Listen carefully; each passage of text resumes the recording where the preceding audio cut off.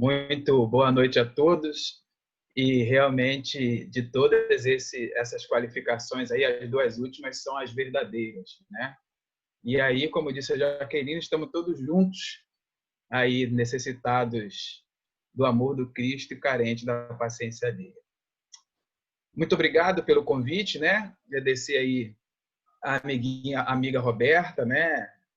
Amiga de longos anos. Jaqueline ainda era pequena companheira quando a gente conversava. Mas são pessoas muito queridas e quero agradecer não só pelo convite, mas por essa casa, porque o Antenor de Paula Carneiro, porque na minha época de juventude espírita eu tinha muitos bons amigos aí, né? Amizades que perduram até hoje. E nesse momento a gente realmente confirma uma das falas de Jesus de que onde um ou dois estivessem reunidos em seu nome, ele estaria. Então eu tenho certeza que ele está aqui entre nós hoje. E é ele que a gente roga que conduza os trabalhos para que a mensagem seja mais audível a vocês do que a da minha voz. Eu vou compartilhar com vocês aqui uma tela, porque como eu sou um apaixonado... Vocês me ouvem? Sim, escutamos. Tá bom. Então, como eu sou um apaixonado, quanto mais pela obras fundamentais do Espiritismo, e a memória às vezes falha, eu preparei alguns slides para a gente ir assistindo, né, e vendo onde é que na obra fundamental do Espiritismo temas embasam essa ideia de Jesus ou Barrabás, tá bom? Então, vou compartilhar a tela com vocês aqui.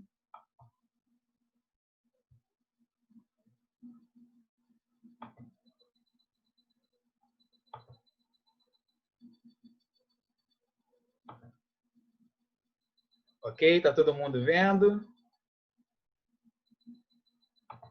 Beleza. Tá aí, o nome da casa eu não errei. Jesus ou Barrabás, né?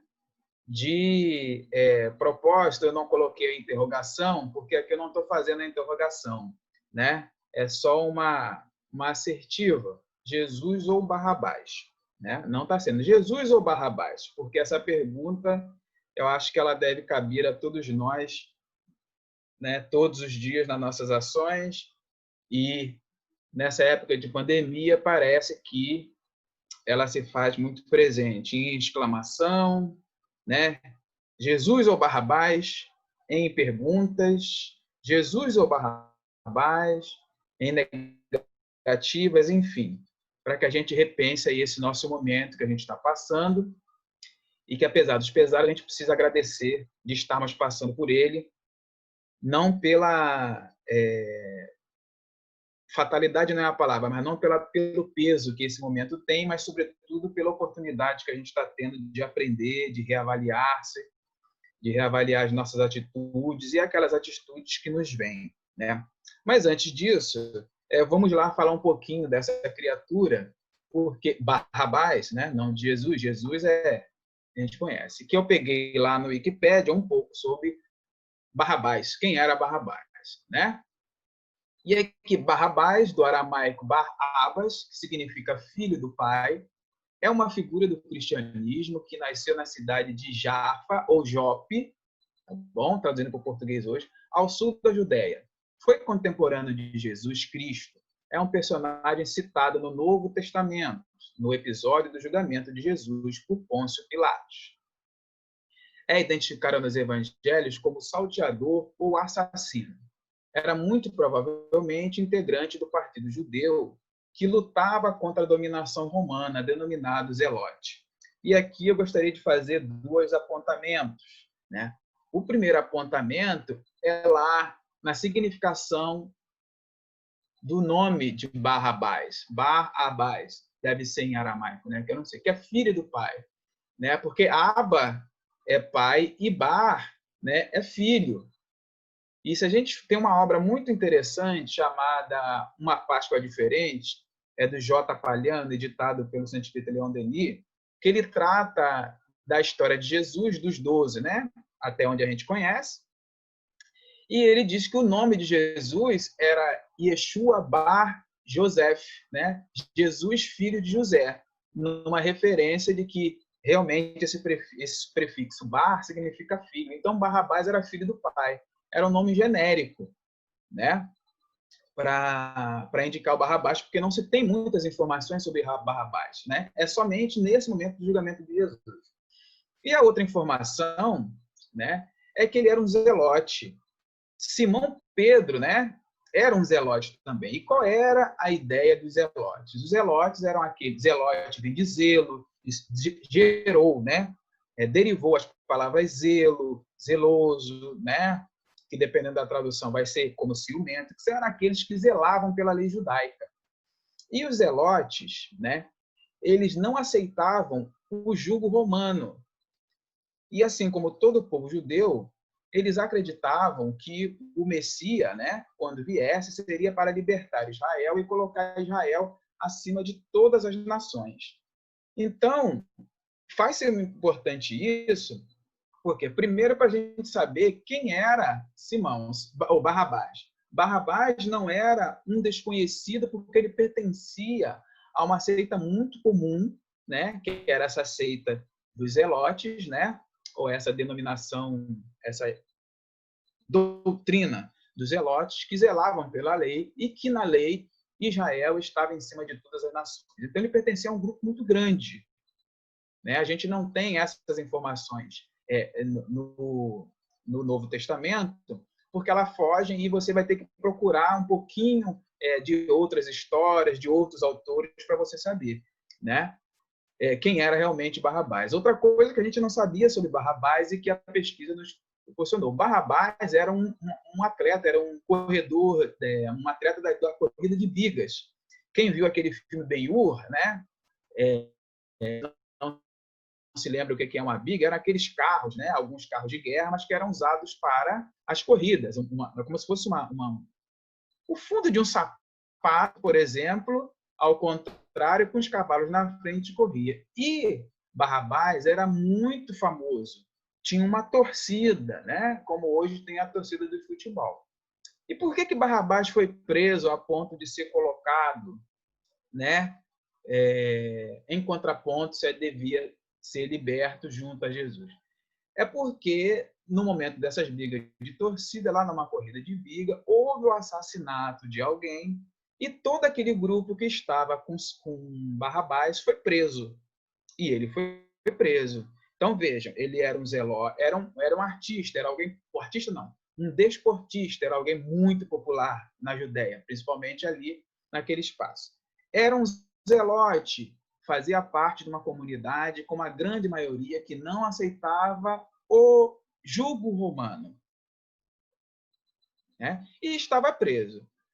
E, em seguida, a gente vem o julgamento de Jesus, né? Que aí é colocado para o povo quem ele deveria escolher, e aí várias cenas, não só no Novo Testamento, né, mas várias cenas nos tratam disso, principalmente daquele último filme, A Paixão de Cristo, né, que, se não me engano, era do...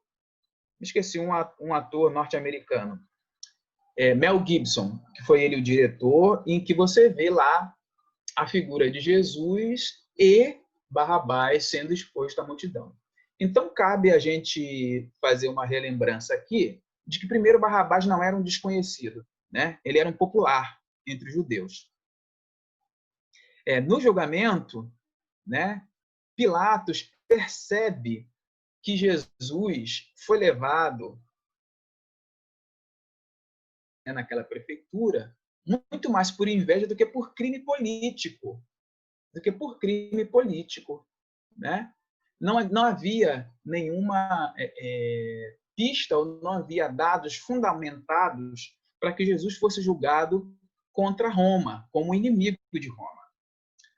No entanto, ele precisava dar uma resposta para aquele povo, porque ele também não ia se indispor com as autoridades religiosas, porque aquele era um momento perigoso para o romano. Lembrar que a Judéia era uma das províncias muito difíceis de ser pacificada, né? Então, ele se encontra entre a cruz e a caldeirinha, como a gente fala, aqui no português.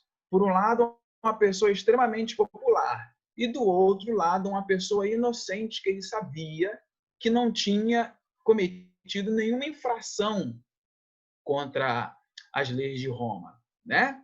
Tanto é que Jesus é tentado várias vezes, né? De quem é ser filho aqui na Almoeda? Vocês vão lembrar. E aí Jesus vai dizer: dai a César o que é de César, dai a Deus o que é de Deus. O outro diz que ele é o profeta, filho de Deus, é o mestre. Ele diz: tu o dizes. O outro diz: o Senhor é bom. Ele falou: bom é meu Pai que trabalha até hoje. Então Jesus, percebendo a perfídia e a malícia daqueles questionadores antes da crucificação, ele vai dando respostas, né, muito corretas e respondendo o que deveria responder, não accedendo ao que aquele povo queria no momento. Neste momento, Pôncio Pilatos se vê entre a cruz e a caldeirinha, como eu falei, porque está frente a uma multidão enceguecida, manipulada, né, pelos religiosos, muitos deles zelotes, que, como eu já disse e repeti, era o povo, era uma doutrina, né, um grupo que não aceitava o jugo romano, né, e a gente pode, de repente, estender isso para todo ou para grande parte do povo judeu naquela época. Mas Pôncio Pilatos, percebendo a fogueira em que ele estava, ele prefere optar pela via da política, que a gente poderia dizer, da política partidária, não da política verdadeira, mas da política partidária, e lava suas mãos, deixando que Jesus seja crucificado lá no final. É lógico que antes Pilatos propõe que Jesus seja chicoteado, Jesus é chicoteado, vilipendiado, porque ele achava que aquilo bastaria. Mas como a multidão estava sendo manipulada por todo aquele povo, né, por todos aqueles líderes religiosos, não foi o bastante, e aí Jesus é crucificado. E já vale lembrar, se alguns daqui não sabem, que a crucificação era um dos extremos da punição romana, e sobretudo para aqueles inimigos terríveis do império e também para aqueles que eram a escória da sociedade. Então, politicamente, Roma quis dar uma resposta para todo aquele povo, ele não deixa de dar a resposta e mantém o domínio romano como soberano, dando a sua resposta. Aqueles que realmente forem contra a lei de Roma, cometerem crimes terríveis, serão devidamente punidos, o que era a política romana, e sempre foi a política romana contra os seus inimigos, aqueles que eles achavam que eram inimigos. Né? Muito bem. Já falamos de Barrabás, mas é sempre bom relembrar, e eu coloquei em vermelho aqui justamente para eu relembrar, né? A questão 625 do Querido Livro dos Espíritos. Qual o tipo mais perfeito que Deus já ofereceu ao homem para lhe servir de guia e modelo? Né? Possivelmente a resposta mais bela do Livro dos Espíritos e aquela a que todo mundo conhece como a menor resposta. Né? Jesus. Apesar de Barrabás ter sido escolhido dentro de todo um contexto político, Jesus é essa figura que consegue nos mover, nos movimentar, nos acalentar, nos chamar a atenção, quando a gente faz escolhas que não sejam o jugo dele suave, né, e o fardo leve de Jesus. Né? Barrabás ele vai representar para a gente essa opção de escolha entre aquilo que é muito famoso, que salta aos olhos, que mexe com as nossas emoções, e aquele que, porque é simples, objetivo e certeiro na sua mensagem, acaba com as nossas ilusões e a gente acaba por crucificá-lo, porque é mais cômodo a gente ficar com aquilo que é mais famoso, que chama mais atenção, que é mais reluzente. Relembrando muito bem o outro ditado popular, não só no Brasil, mas que nem tudo aquilo que reluz é ouro. Então, por diversas vezes, a gente opta por Barrabás e esquece dessa querida questão 625, sobretudo da resposta que é o guia e modelo para a humanidade, como a gente conhece. Mas Kardec continua com os comentários, né? E nos comentários dessa pergunta 625 está: para o homem, Jesus constitui o tipo da perfeição moral a que a humanidade pode esperar na Terra, né? Oferece como mais perfeito modelo, e a doutrina que ensinou é a expressão mais pura da lei do Senhor, porque o Espírito Divino o animava e porque foi o ser mais puro de quantos têm aparecido na Terra. Então vejam que, vou dar uma pausa aqui, quando nós somos muito envolvidos pelas nossas emoções descalibradas, a gente tende a optar pelos pirilampos e não por Jesus, que é o farol da nossa vida. Apesar dele estar lá, né, com o Espírito Divino animando, com a expressão mais pura da lei do Senhor, que nesse caso é Deus, né, constantemente, né, naquela época e ainda hoje, na hora da gente optar, quando alguém nos pergunta, a gente constantemente não vamos ser também tão fatalistas assim. Muitas vezes, quando a gente opta por Barrabás, né? Continuando aqui. Quanto aos que, tendo pretendido instruir o homem na lei de Deus, transviaram-no por meio de falsos princípios, isso aconteceu por haverem deixado que os dominassem sentimentos demasiados terrenos e por terem confundido as leis que regulam as condições da vida da alma com as que regem a vida do corpo. Muitos apresentaram como lei divina as simples leis humanas estatuídas para servir às paixões e dominar os homens. Então, é muito curioso esses comentários, curioso no sentido de mais de claro do que de curioso, de que como esse contexto da multidão enseguecida pelos seus desejos, pelas suas paixões humanas, fez com que aquela multidão optassem, né, por soltar Barrabás, porque ele era mais famoso, ele era mais popular, né? E voltando a uma fala agora há pouco, que não é minha, que eu adaptei de uma amiga minha, de que Jesus é o farol, mas de vez em quando, né, aparecem uns pirilampos e a gente sai do caminho e esquece o caminho que deve seguir, né? O da porta estreita. Os pirilampos seriam as portas largas que estão aí para nos chamar, né? E aí a gente pode levar isso para várias ações, né? A porta larga, como não sei se existe isso ainda, mas deve existir. A Gatunete, o DVD pirata, o falar mal dos outros, né? Falar mal dos outros assim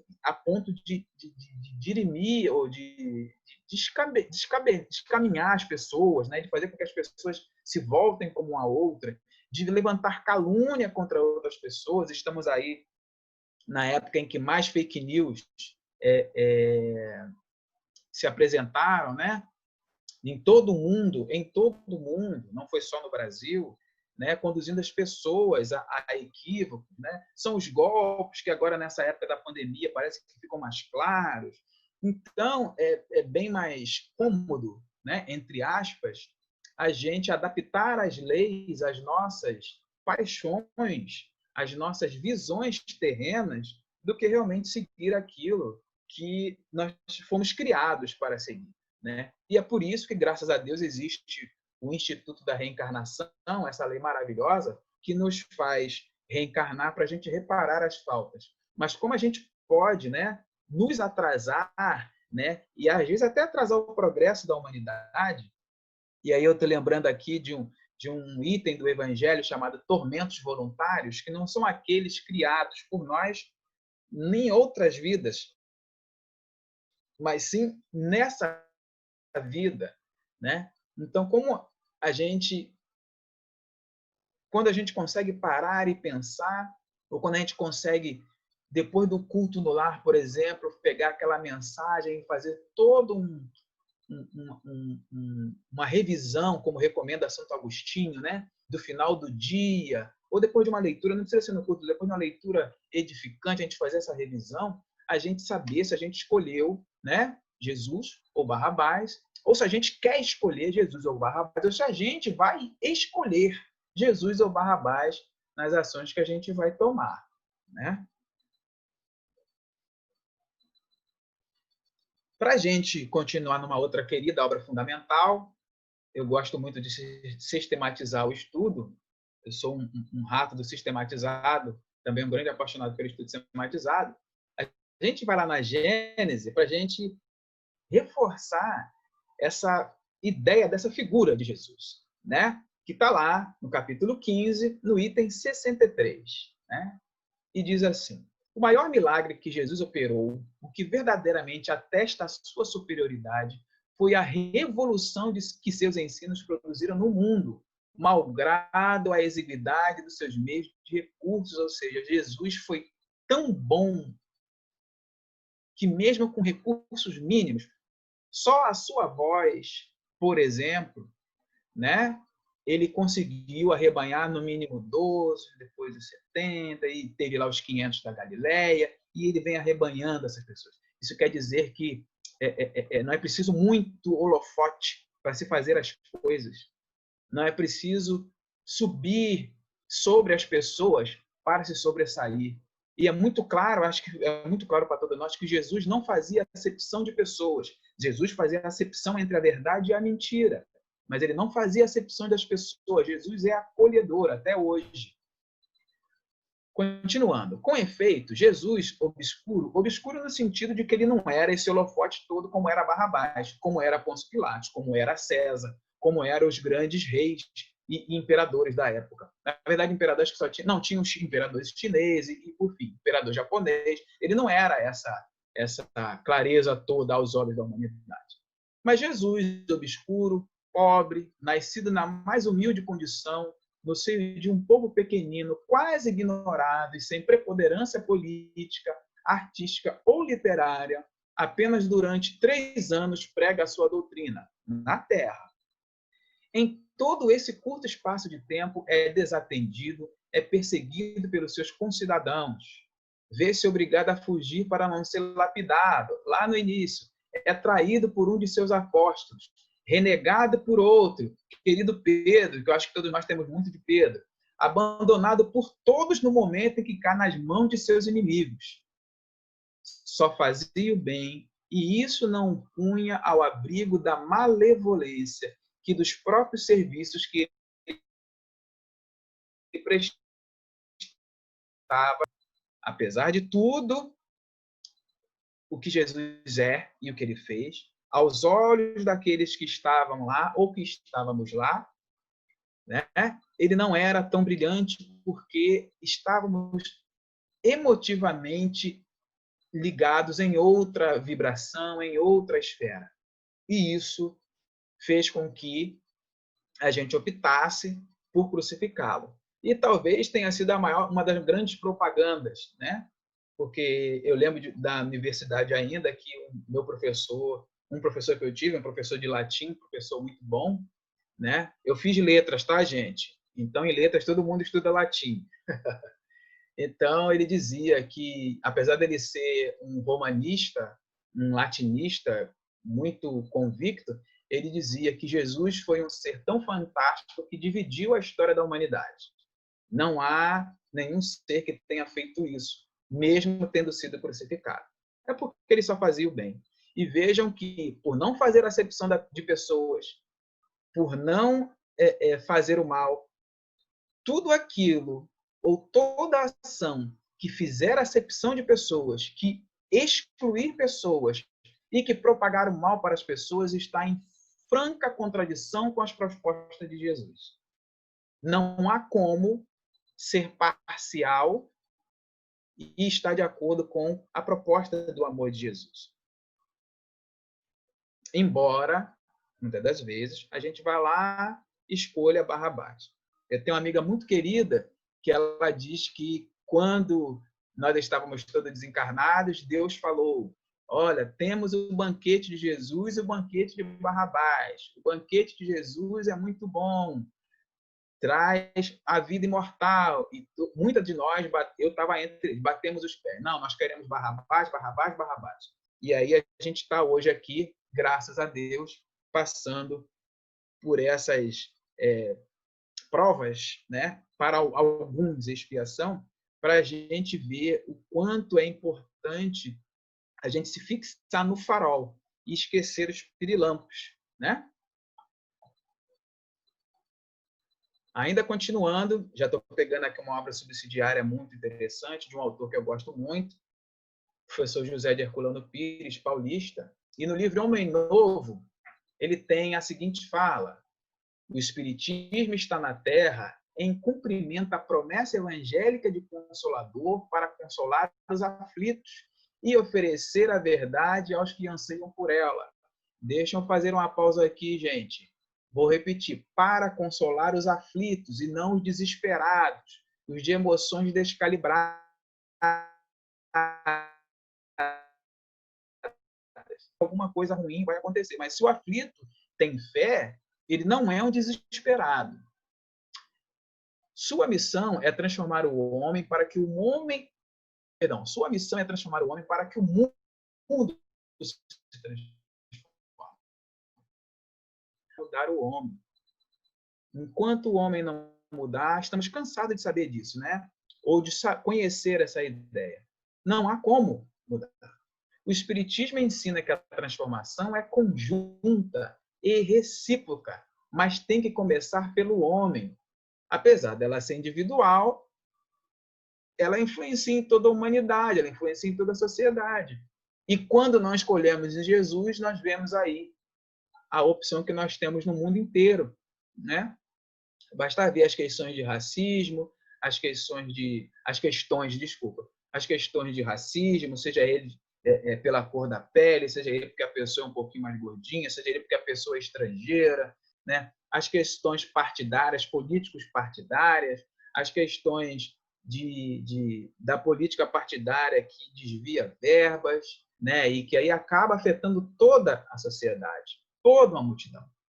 E nesse momento é que a gente questiona quem é que se está escolhendo, se Jesus ou Barrabás. E continua, querido professor Herculano Pires, enquanto o homem não melhora, o mundo não se transforma. Enquanto a gente opta pelos pirilampos, o mundo não se transforma, e vai ser isso tudo que a gente tem aí para receber.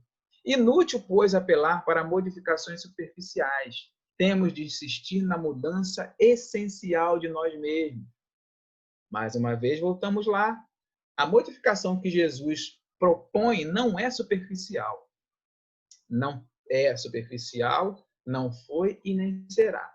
Por isso, muitas das vezes, a gente causa aí um tormento voluntário. Algum de nós até se arrepende, né? Ou muitos de nós se arrepende e não volta a cometer, pelo menos com a mesma intensidade, aquele delito.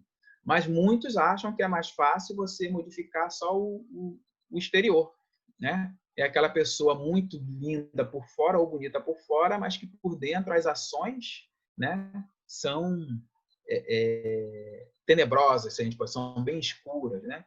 Inclusive, tem um livro do querido Augusto Cury, que ele faz uma análise dos 12 apóstolos de Jesus, e ele prova lá, pela historicidade, pelo que ele pesquisou, que de todos eles, o mais intelectualizado e o mais preparado, né, que inclusive sabia muita coisa do sistema financeiro da época, era Judas, né? Mas que Judas era tão escuro por dentro, tão escuro, porque escuro fica até esquisito, né?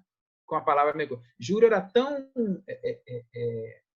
inconstante por dentro que ele acabou por suicidar, né? Nesse conflito entre que a mudança superficial e a mudança essencial, né? Judas também pode ser um exemplo daquele que esperava que houvesse uma revolução por meio das armas, né? E daquele que era o Jesus que se apresentava sem violência, com assertividade, com autoridade, né?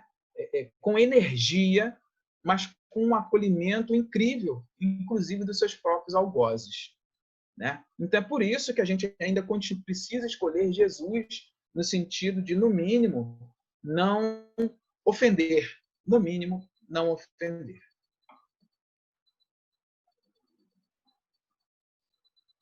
E aqui a gente vai encaminhando já para o nosso finalzinho, mais uma vez com uma obra querida, que é o Evangelho segundo o Espiritismo. Lá no CI tem que é uma frase que está até no Evangelho, né? Que é de Jesus, que mesmo sendo esse crucificado, entre aspas, a gente pode dizer assim, ele é aquele que nos acolhe, né? E que nos convida a tomar o jugo dele, né? História, né? E a gente tem não só na história do movimento cristão, mas também na história da academia, a história científica, os cristãos entravam nas arenas sabendo que iam ser devorados, dilacerados, com certeza com medo, porque ninguém tem tanta desprendimento assim de saber que vai para o Calvário, nesse caso as arenas, né? E não sentir a sua emoção tremular. Mas eles tomavam o jugo de Jesus. E aí, segundo a história, entravam cantando, e nesse momento do canto, né, da música celestial, os seus corpos eram recebidos pelos amigos espirituais. Naquele momento, estaria desesperado, não estaria aflito.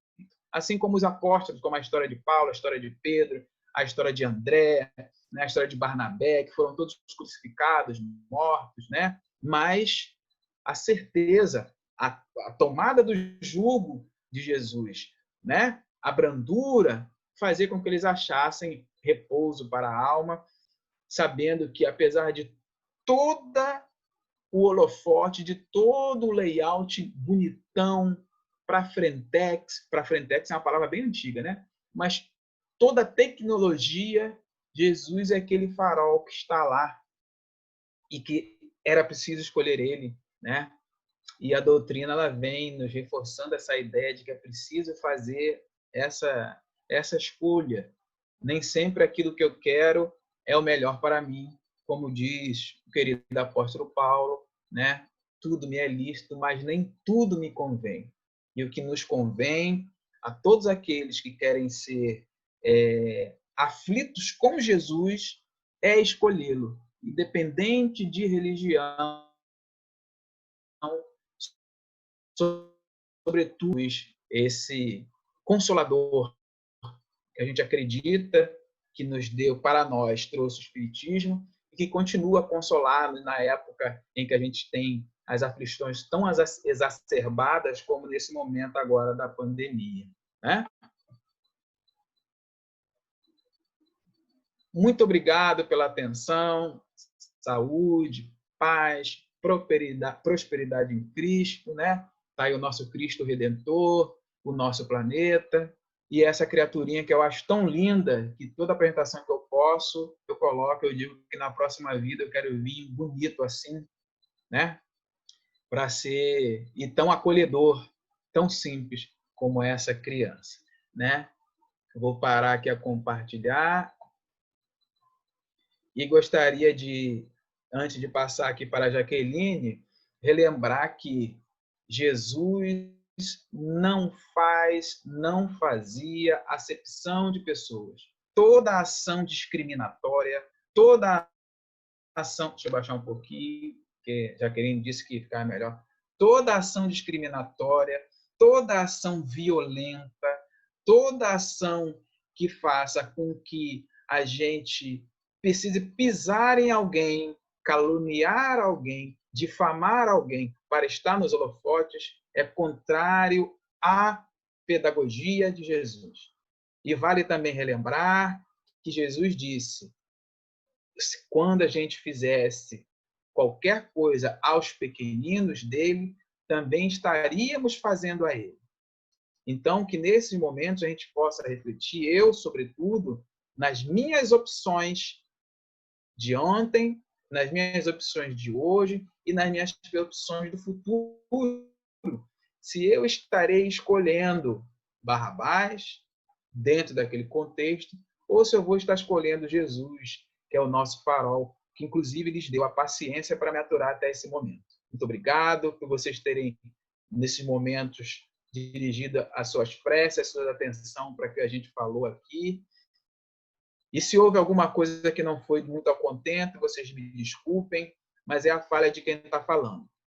Mas se ficou alguma coisa de bom, com certeza essa coisa de bom ficou porque Jesus realmente está aqui. E ele é o motivo da gente estar aqui hoje.